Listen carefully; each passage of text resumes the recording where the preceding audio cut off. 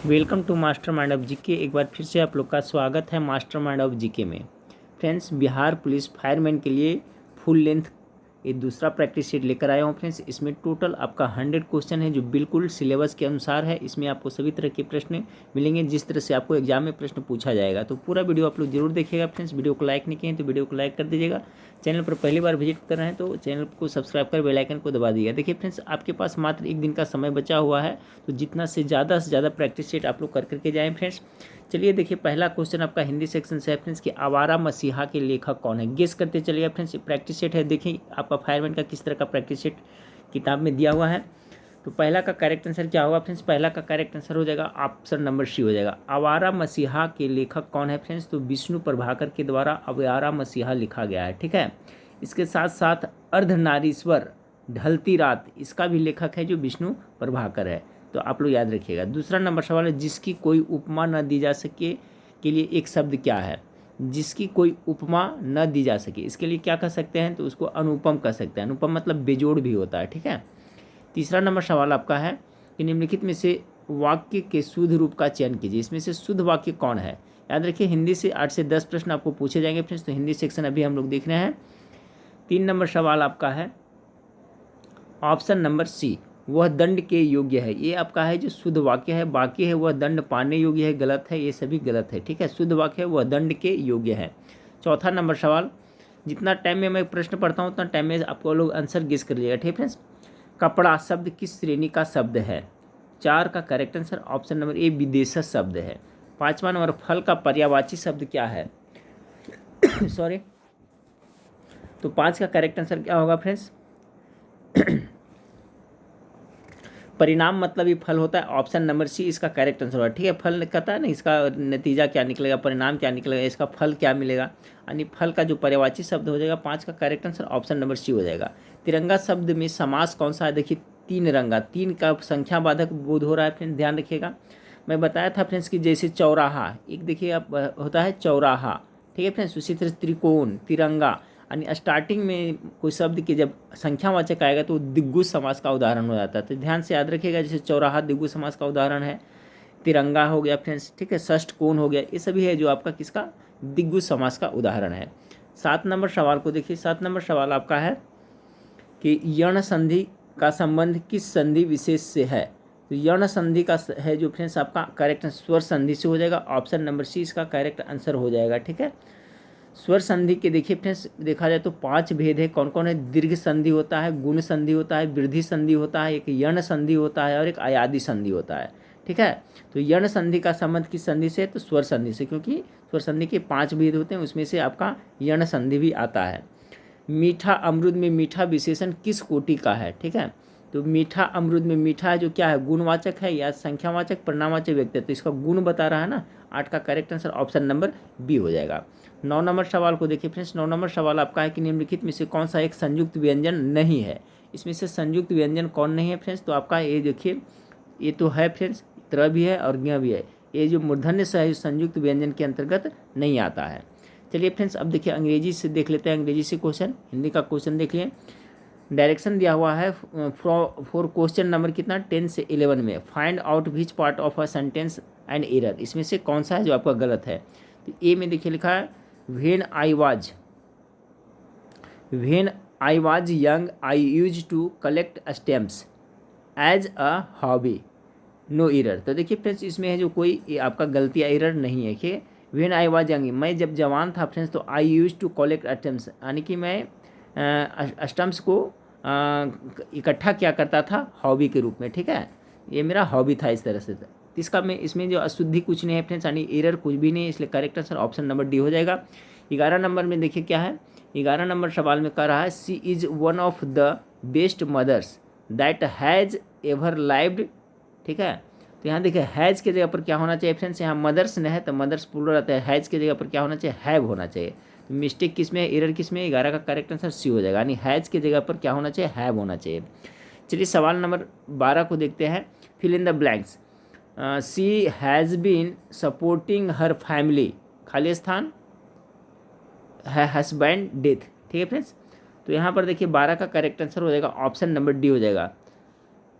यानी कि यहाँ सिंस का प्रयोग होगा। She has been supporting her family since I has, यहाँ पर क्या कुछ और है फ्रेंड्स छूटा हुआ है, लेकिन यहाँ सिंस का प्रयोग होगा। ठीक है, चलिए आगे देखते हैं फ्रेंड्स 13 नंबर सवाल को। देखिए 13 नंबर सवाल है select the alternative which best express. यहाँ पर कुछ जो PDF बनाने में लगता है फ्रेंड्स, यहाँ पर थोड़ा सा अथी हो गया है। यहाँ पर क्या होना चाहिए, यहाँ पर मैं बताता हूँ क्या होगा। ये जो क्वेश्चन नंबर है आपका 12 है ना, तो 12 नंबर क्वेश्चन में यहाँ पर देखिए क्या होगा, बता देता हूँ फ्रेंड्स। यहाँ पर आपका हर होना चाहिए। ठीक है, she has been supporting her family, यहाँ पर हर होगा। ठीक है, HER, हर हस्बैंड डेथ, तो यहाँ पर क्या हो जाएगा आपका सिंस का प्रयोग हो जाएगा।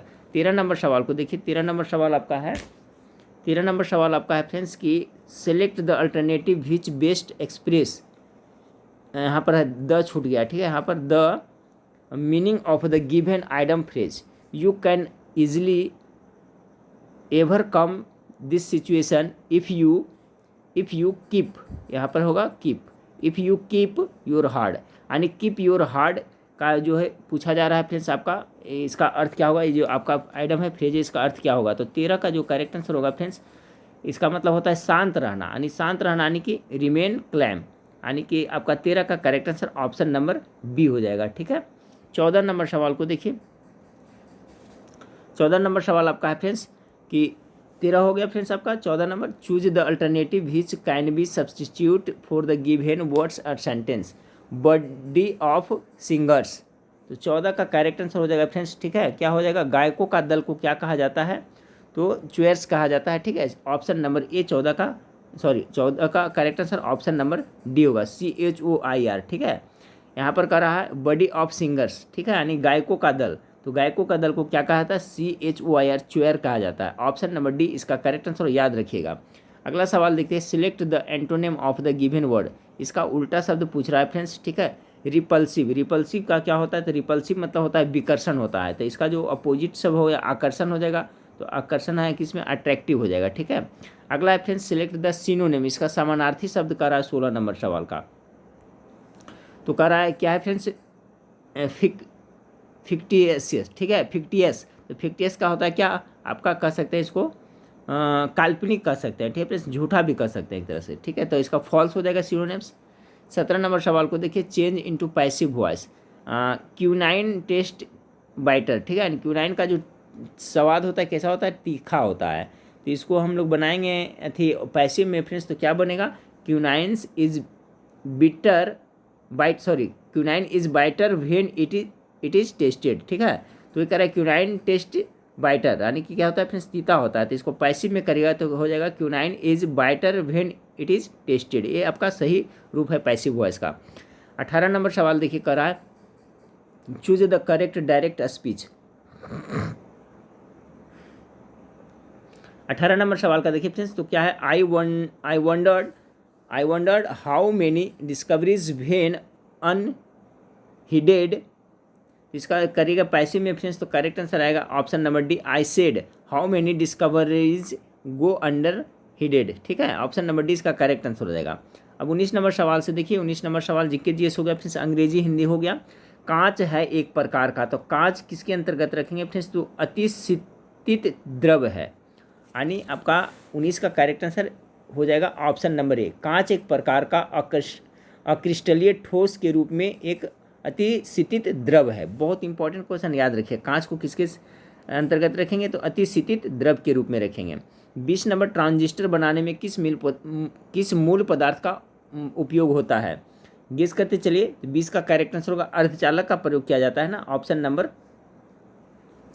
ऑप्शन नंबर आपका बी इसका करेक्ट आंसर हो जाएगा। ठीक है, अगला है भूकंप किस पैमाने पर मापा जाता है, तो भूकंप है जो आपका रिएक्टर पैमाने पर मापा जाता है, और कैस का correct answer option number C हो जाएगा। 22 नंबर सवाल को देखिए कि किस यंत्र का काम डायनमो के कार्य का उल्टा होता है। देखिए डायनमो का बारे में पूछा जाता है, मोटर के बारे में, तो डायनमो का क्या होता है, यांत्रिक ऊर्जा का विद्युत ऊर्जा में बदलता है फ्रेंड्स। इसका जस्ट अपोजिट करता है मोटर है जो विद्युत ऊर्जा को यांत्रिक ऊर्जा में बदलता है, इसका अपोजिट करता है, डायनमो का अपोजिट का मोटर होता है। ठीक है, ऑप्शन नंबर 20 का करेक्ट आंसर हो जाएगा। ओजोन की परत हमारी रक्षा करती है फ्रेंड्स, तो पराबैंगनी किरणें, तो इसका करेक्ट आंसर ऑप्शन नंबर आपका बी हो जाएगा। ठीक है, ओजोन को पृथ्वी का सुरक्षा कवच भी कहा जाता है, ये भी याद रखिएगा। अगला सवाल देखते हैं, कौन सा ग्रह जीव धारण करने के लिए सर्वाधिक उपयुक्त है। तो देखा जाए फ्रेंड्स तो पृथ्वी के बाद आपका है जो मंगल ग्रह है जो जीव धारण के लिए सबसे उपयुक्त माना गया है, तो ऑप्शन नंबर डी हो जाएगा फ्रेंड्स। मंगल को लाल ग्रह भी आप कहा जाता है, ये भी आप लोग याद रखिएगा। 25 नंबर सवाल को देखें कि आपका हीलियम के कितना फ्रेंड्स, हीलियम के 64 ग्राम में कितने मोल मौजूद होते हैं। तो 25 का जो करेक्ट आंसर हो जाएगा, हीलियम के 64 ग्राम में कितने मोल होगा फ्रेंड्स, तो इसका करेक्ट आंसर ऑप्शन नंबर 16 मोल इसका करेक्ट आंसर हो जाएगा 25 का। 26 नंबर सवाल को देखिए, 26 नंबर सवाल आपका है, खाली स्थान है फ्रेंड्स, यहाँ विद्युत तटस्थ और कमजोर सूक्ष्माणु पर परस्पर प्रभाव है। 26 का करेक्ट आंसर ऑप्शन न्यूट्रॉनो, ठीक है, न्यूट्रॉनो विद्युतीय तटस्थ और कमजोर सूक्ष्माणु पर परस्पर प्रभाव है, ऑप्शन नंबर 26 का करेक्ट आंसर हो जाएगा। 27 नंबर सवाल देखिए फ्रेंड्स, कह रहा है आपका कि एक तत्व की समस्थानिक का द्रव्यमान कितना है फ्रेंड्स, 298 है। यदि उसके नाभिक में 189 न्यूट्रॉन है तो उसको परमाणु संख्या क्या होगा। तो देखिए 27 का सिंपल है फ्रेंड्स, आपका देखिए आपका द्रव्यमान संख्या बराबर क्या होता है, द्रव्यमान संख्या आपका कितना 298 दिया हुआ है, इतना बराबर क्या होता है P+N होता है, ठीक है। इसमें न्यूट्रॉन की संख्या दिया हुआ है तो प्रोटॉन की संख्या निकाल लेंगे, और प्रोटॉन की संख्या बराबर ही होता है क्या, परमाणु संख्या या क्रमांक संख्या होता है। तो सिंपल है फ्रेंड्स, यहाँ पर न्यूट्रॉन की संख्या कितना 189, तो यहाँ पर दे देंगे 189, तो P बराबर क्या हो जाएगा, जब इधर आएगा तो घट जाएगा, यानी 298 में से 189 आप घटा दीजिएगा, तो वही उसका करेक्ट आंसर हो जाएगा। तो 298, ठीक है, 298 में 189 घटाइएगा तो कितना आ जाएगा फ्रेंड्स आपका 18 9 यहाँ हो जाएगा, यहाँ पर 0 हो जाएगा, 109 आएगा, ठीक है। तो 109 इसका करेक्ट आंसर आपका हो जाएगा, आपका 27 का करेक्ट आंसर ऑप्शन नंबर ए हो जाएगा। इंपॉर्टेंट है, इससे संबंधित घुमा फिरा के पूछा जाता है सवाल फ्रेंड्स, याद रखिएगा। द्रव्यमान संख्या बराबर होता है प्रोटॉन की संख्या प्लस न्यूट्रॉन की संख्या, और ये प्रोटॉन की संख्या बराबर ही होता है परमाणु संख्या, और उसी के बराबर होता है इलेक्ट्रॉन संख्या, तो इतना याद रखिएगा। अगला है फ्रेंड्स, देखिए समीकरण दिया हुआ है H2O2 प्लस क्या है Cl2, फिर है फ्रेंड्स 2HCl प्लस O2 है। अभिक्रिया में जो H2O2 किसके रूप में कार्य कर रहा है, 28 का करेक्ट आंसर एक अपचायक के रूप में कार्य कर रहा है, ऑप्शन नंबर सी इसका करेक्ट आंसर हो जाएगा, ठीक है। H2O2 अपचायक की भांति इसमें कार्य कर रहा है। 29 नंबर सवाल को देखिए फ्रेंड्स कि आवर्त सारणी का आविष्कार किसने किया था। देखिए बहुत बार पढ़ाया हूँ फ्रेंड्स, ये क्वेश्चन हो सकता है पूछा जाए। आवर्त सारणी का आविष्कार है जो फ्रेंड्स आपका 1869 ईस्वी में मेंडलीफ के द्वारा किया गया था। 29 का करेक्ट आंसर ऑप्शन नंबर ए होगा। ये प्राचीन आवर्त सारणी का, और आपका जो आधुनिक आवर्त सारणी है उसका जो जन्मदाता किसे माना गया फ्रेंड्स, तो आपको मोसले साहब को माना गया, ये भी याद रखिएगा। 30 नंबर सवाल को देखें कि एक समूह के तत्व में एक समान रासायनिक गुण होते हैं क्योंकि उनकी समान इलेक्ट्रॉनिक समाकृति होती है, तो ऑप्शन नंबर 20 का करेक्ट आंसर हो जाएगा। निम्नलिखित में से कौन सा अक्रिय गैस को आवर्त 5 में रखा गया है। अक्रिय गैसों की संख्या टोटल कितनी है, तो 6 है, याद रखिएगा फ्रेंड्स। अक्रिय गैस को उत्कृष्ट गैस भी या नोबेल गैस भी कहा जाता है। 31 का correct answer option number C हो जाएगा, ठीक है। जीनॉन है जो कि फ्रेंड्स अक्रिय गैस है, तो जीनॉन को आवर्त सारणी के 5वें आवर्त में रखा गया, जीनॉन इसका करेक्ट आंसर हो जाएगा। 32 नंबर सवाल को देखिए, 32 नंबर सवाल आपका क्या है कि एक एलिमेंट के एलोट्रॉप्स की भौतिक विशेषताएं भिन्न होती है क्योंकि वे उनके क्या होते हैं। 32 का correct answer option number D, परमाणु की संरचना भिन्न भिन्न होती है, ठीक है। तो 32 का डी हो गया। 33 नंबर सवाल है, अनबुझे चूने का रासायनिक सूत्र क्या है, ठीक है। अनबुझे चूने का रासायनिक क्या होता है, कैल्शियम ऑक्साइड होता है, ठीक है। तो कैल्शियम ऑक्साइड कहाँ है फ्रेंड्स, आपका ऑप्शन नंबर डी में है, ऑप्शन नंबर डी इसका करेक्ट आंसर हो जाएगा, ठीक है। अगला सवाल 34 नंबर क्वेश्चन देखिए, निम्नलिखित में से कौन सी धातु ठंडे या गर्म पानी के साथ प्रतिक्रिया नहीं करती है, ठीक है, कौन सा धातु है। तो 34 का करेक्ट आंसर एल्युमिनियम। एल्युमिनियम देखिए ठंडे पानी में डालें या गर्म पानी में कोई नहीं करता, बाकी पोटेशियम सोडियम सब करते हैं। अगला फ्रेंड्स, 1 और 2 रुपये के सिक्के में किसमें बनते हैं, तो 35 का जो करेक्ट आंसर ऑप्शन नंबर है फेरिटिक स्टेनलेस स्टील से बनते हैं, ठीक है। 1 2 रुपये के जो सिक्का बनता है वो कैसा स्टील रहता है, तो याद रखिए फेरिटिक स्टेनलेस स्टील होता है। इसका पीडीएफ भी फ्रेंड्स इसके पहले जो वीडियो में बनाया था टिक कर करके दे दिया था टेलीग्राम चैनल में, तो आप लोग टेलीग्राम चैनल से जुड़ जाइए फ्रेंड्स। और परसों कुछ अगर क्वेश्चन वगैरह कुछ भी होता है वायरल वगैरह होता है फ्रेंड्स, तो उसमें मैं कोशिश करूंगा कि डाल देने के लिए, जो भी क्वेश्चन आया वायरल होगा फ्रेंड्स दे दूंगा, उसको एक नज़र पढ़ कर करके चला जाइएगा, ठीक है। अगर क्वेश्चन नहीं वायरल होता तो अच्छी बात है फ्रेंड्स, जो ये मेहनत की है उनके लिए बहुत अच्छी है, लेकिन अगर वायरल होता है और कुछ भी आता है फ्रेंड्स तो टेलीग्राम चैनल में ही सभी को मिल जाएगा, तो टेलीग्राम चैनल से जुड़ के रखिए। और उस पर नया वैकेंसी के बारे में इसके बाद से फ्रेंड्स न्यू कुछ भी अपडेट रहेगा तो उसमें हम न्यूज़ बना करके उसका लिंक उसमें देते रहते हैं, इसलिए टेलीग्राम चैनल से सभी स्टूडेंट आप लोग जरूर जुड़े रहिएगा, ठीक है। उसका लिंक इस वीडियो के नीचे डिस्क्रिप्शन में में दिया हुआ है, नहीं तो टेलीग्राम में मास्टरमाइंड ऑफ जीके खोजिएगा तो आ जाएगा फ्रेंड्स, जिसमें सरस्वती जी का फोटो लगा हुआ है। 36 नंबर सवाल को देखिए, इनमें से कौन सा सही मिलान नहीं है। चलिए गेस करिए फ्रेंड्स, सब पढ़ाया हुआ क्वेश्चन है, सब रिवीजन है फ्रेंड्स, सभी पढ़ाया हुआ है। नींबू में ऑक्जेलिक एसिड पाया जाता है, बिल्कुल यही तो गलत है, क्योंकि ऑक्जेलिक एसिड किस में पाया जाता है फ्रेंड्स, तो टमाटर में पाया जाता है। ठीक है, ये ऑक्जेलिक एसिड है जो कपड़े पे दग्गा धाब लगता है, स्याही का धब्बा लगता है, उसको छुड़ाने में हेल्पफुल होता है। ठीक है, ये भी क्वेश्चन याद रखिएगा कि स्याही, कपड़े पे स्याही से लगा धब्बा हटाने के लिए कौन सा अम्ल का प्रयोग किया जाता है, तो ऑक्जेलिक अम्ल का प्रयोग किया जाता है। इसका मुख्य रूप से प्राकृतिक स्रोत टमाटर है, नींबू नहीं है। नींबू में सिट्रिक एसिड पाया जाता है फ्रेंड्स। बाकी याद रखिए, इमली और अंगूर में टार्टेरिक एसिड पाया जाता है। चींटियों के डंक में फॉर्मिक अम्ल पाया जाता है, सही है। खट्टा दूध में लैक्टिक अम्ल पाया जाता है, भी सही है। चलिए फ्रेंड्स, फादर ऑफ टैक्सोनॉमी किसे कहा जाता है, टॉप मोस्ट वीवीआई क्वेश्चन हो सकता है, पक्का 100% पूछा जाए फ्रेंड्स। 37 नंबर सवाल का, तो कार्ल लिनियस को, ठीक है, याद रखिएगा। वर्गीकी का पिता किसे कहा जाता है फ्रेंड्स, तो स्वीडिश वैज्ञानिक कोरलस लिनियस को कहा गया है, याद रखिएगा। ठीक है, इनमें से किसमें आत्महत्या की थैली कहा जाता है, तो लाइसोसोम को आत्महत्या की थैली कहा जाता है फ्रेंड्स। राइबोसोम को प्रोटीन फैक्ट्री कहा जाता है, और माइटोकॉन्ड्रिया का कोशिका का ऊर्जा गृह कहा जाता है। 39 नंबर सवाल को देखें। 39 नंबर सवाल आपका है फ्रेंड्स, इनमें से किसमें एंजाइम नहीं पाए जाते हैं। ठीक है, तो एंजाइम किसमें नहीं पाए जाते हैं फ्रेंड्स, 39 का करेक्ट आंसर सी होगा। ठीक है, वायरस में जो एंजाइम नहीं पाए जाते। ठीक है, वायरस में किसी प्रकार के एंजाइम नहीं पाए जाते हैं, जबकि कवक जीवाणु में एंजाइम पाए जाते हैं। ठीक है, कवक जीवाणु और यूग्लोरा में एंजाइम पाए जाते हैं फ्रेंड्स, जबकि आपका वायरस में जो किसी प्रकार का एंजाइम नहीं पाए जाते हैं। 40 नंबर सवाल को देखिए। 40 नंबर सवाल आपका है कि गेहूं तथा मक्का किस कुल के अंतर्गत आते हैं। बहुत अच्छा सवाल है फ्रेंड्स। गेहूं और मक्का है जो किस कुल के अंतर्गत आते हैं फ्रेंड्स, तो ये सभी है जो ग्रेमनी कुल के अंतर्गत आते हैं। ठीक है, याद रखिएगा। 40 का करेक्ट आंसर ऑप्शन नंबर ए हो जाएगा। 41 नंबर सल्क कंद का उदाहरण है। ठीक है, सल्क कंद का उदाहरण इसमें कौन सा है, तो आपका 41 का करेक्ट आंसर हो जाएगा फ्रेंड्स आपका प्याज और लहसुन दोनों, यानी option number C correct answer हो जाएगा। अगला है फ्रेंड्स, लघु मात्रिक पोषक तत्व के अंतर्गत आते हैं, क्या आते हैं, 42 का correct answer option number D, इनमें से सभी, मैग्नीज, तांबा, बोरॉन सभी आते हैं। अजैविक घटक के अंतर्गत आते हैं, जैविक और अजैविक घटक याद रखिएगा। तो देखिए, हवा भी है जो इसमें जीव अजैविक घटक है, मिट्टी, जल सभी है जो फ्रेंड्स है अजैविक घटक के अंतर्गत आते हैं। तो 43 का correct answer option number D हो जाएगा। जैविक घटक के अंतर्गत जितने भी जीव जंतु पेड़ पौधे हैं सब आ जाएंगे फ्रेंड्स। जो बाकी जो निर्जीव है फ्रेंड्स वो अजैविक घटक के अंतर्गत आते हैं। ठीक है, जैसे हवा, मिट्टी, जल है सभी।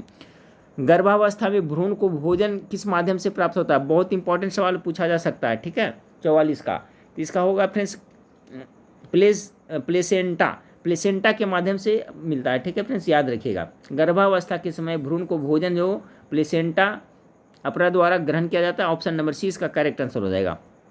प्लेसेंटा याद रखिएगा। 45 नंबर सवाल है, स्लीपिंग सिकनेस तथा कालाजार बीमारी होता है। 45 का जो करेक्ट आंसर होगा फ्रेंड्स ऑप्शन नंबर प्रोटोजोआ के कारण यह होता है फ्रेंड्स। स्लीपिंग सिकनेस तथा कालाजार है जो प्रोटोजोआ के कारण होता है। ठीक है, अगला सवाल आपका है, पादप रोगों के उभयचर का अध्ययन क्या कहलाता है। ठीक है, पादप रोगों का उभयचर का अध्ययन क्या कहलाता है, तो 46 नंबर सवाल का करेक्ट आंसर बी होगा, उसे पैथोलॉजी कहा जाता है। ऑप्शन नंबर बी पैथोलॉजी उसे कहा जाता है, याद रखिएगा। चलिए अगला सवाल को देखते हैं। 47 नंबर सवाल है आपका। 47 नंबर सवाल है आपका, बिलिरुबिन तथा बिलिवर्डिन पाए जाते हैं, कहाँ पाए जाते हैं, तो 47 का जो करेक्ट आंसर है फ्रेंड्स ये दोनों है जो पीत रस में पाए जाते हैं, ऑप्शन नंबर ए इसका करेक्ट आंसर हो जाएगा। चलिए 48 नंबर सवाल है फ्रेंड्स आपका कि रेक्टम तथा कोलन किसका भाग है।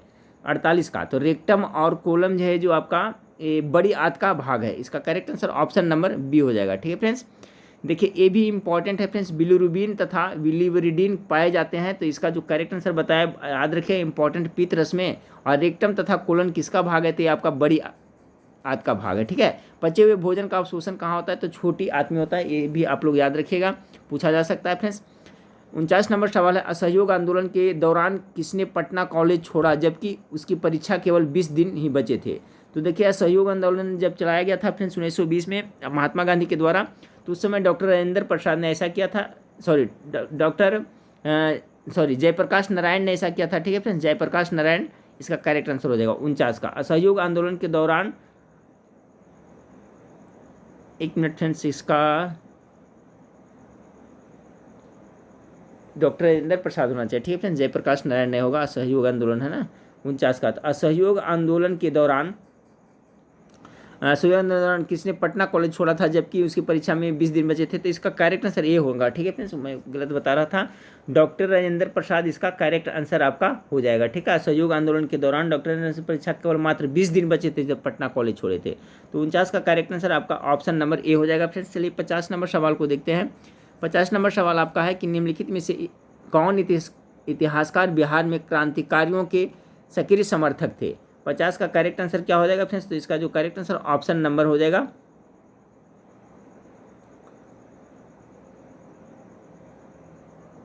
50 का जो करेक्ट आंसर हो जाएगा फ्रेंड्स आपका ऑप्शन नंबर बी हो जाएगा। ठीक है, याद रखिएगा 50 का जो सही आंसर होगा यदुनाथ सरकार ने। ठीक है, क्या कर रहा है? निम्नलिखित में से कौन इतिहासकार बिहार में क्रांतिकारियों के सक्रिय समर्थक रहे थे फ्रेंड्स? तो 50 नंबर सवाल है ना, 50 नंबर सवाल का करेक्ट आंसर आपका ऑप्शन नंबर बी हो जाएगा। ठीक है,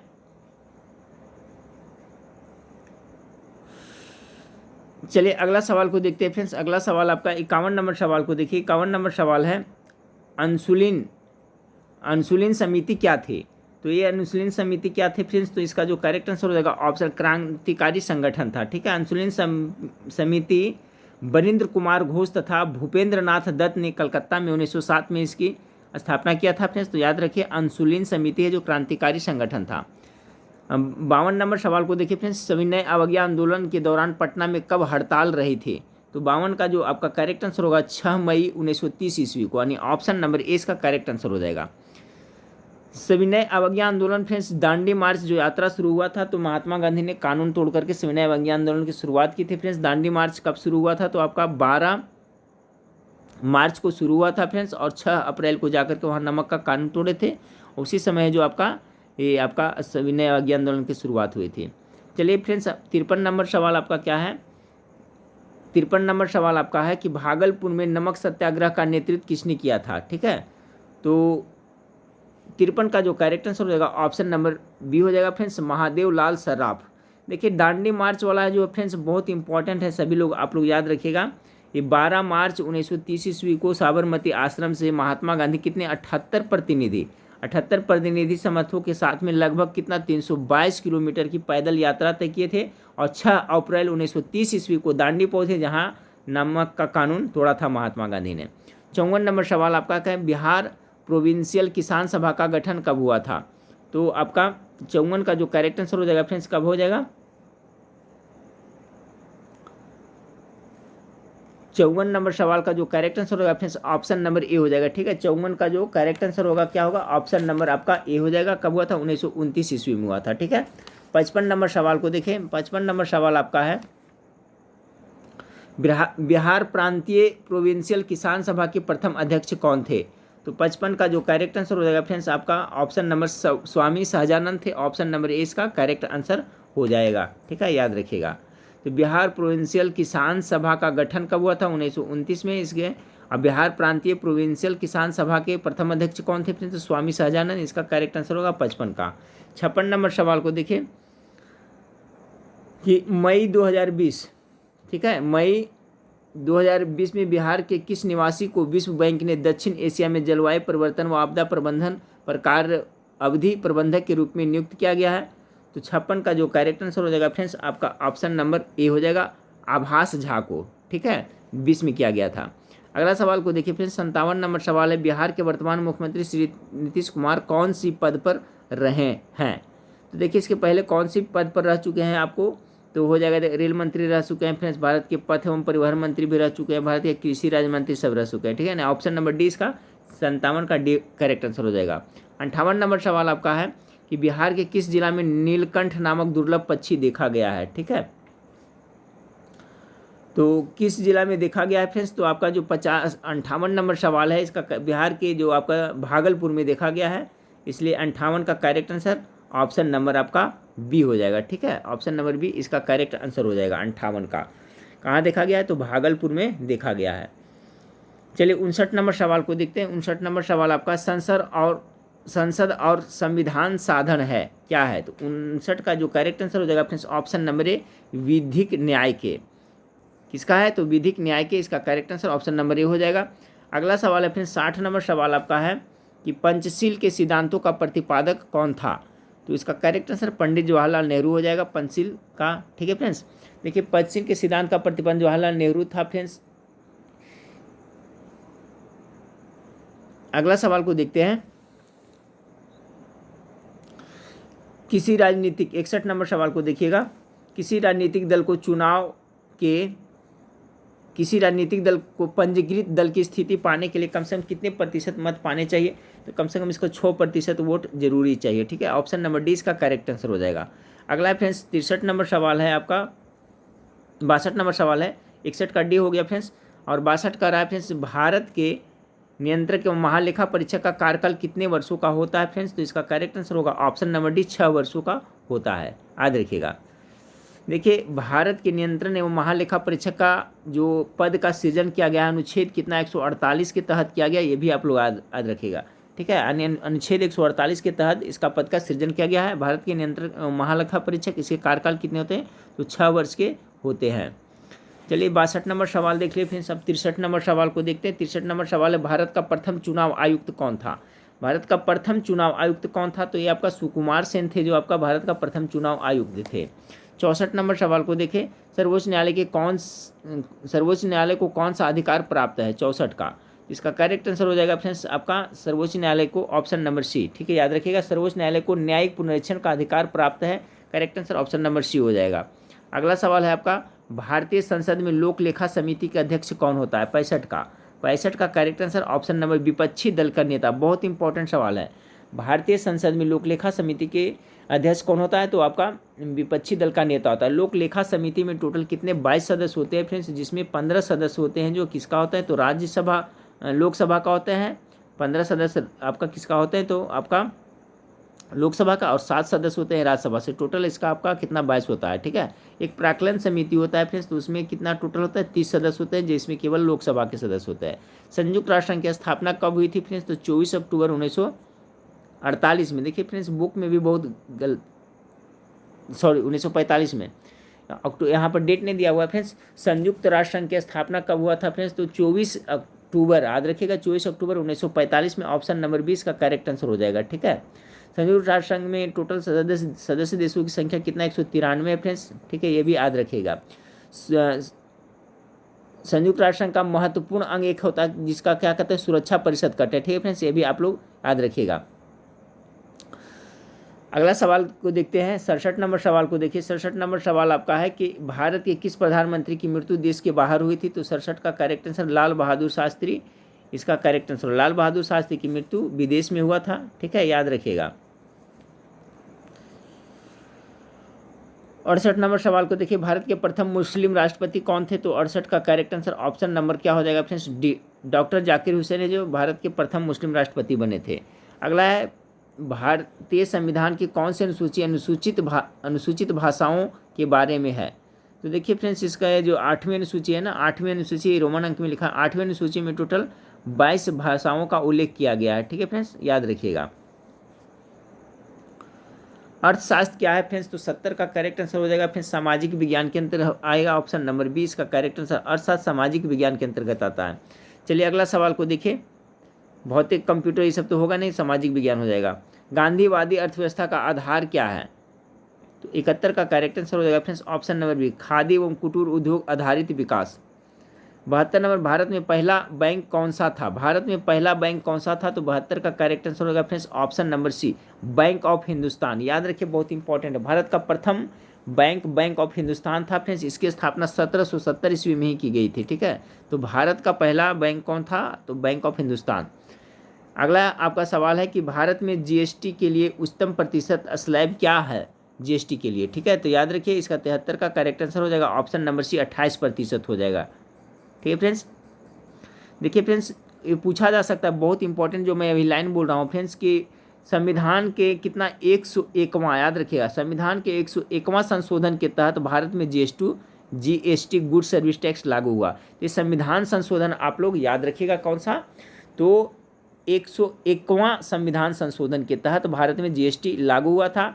भारत में जीएसटी लागू करने वाला प्रथम राज्य कौन सा है फ्रेंड्स? ये भी क्वेश्चन आपको एग्जाम में पूछा जा सकता है, तो ये हो जाएगा आपका असम हो जाएगा। ठीक है, भारत में जीएसटी के लिए उच्चतम प्रतिशत स्लैब क्या है फ्रेंड्स? तो 28% है।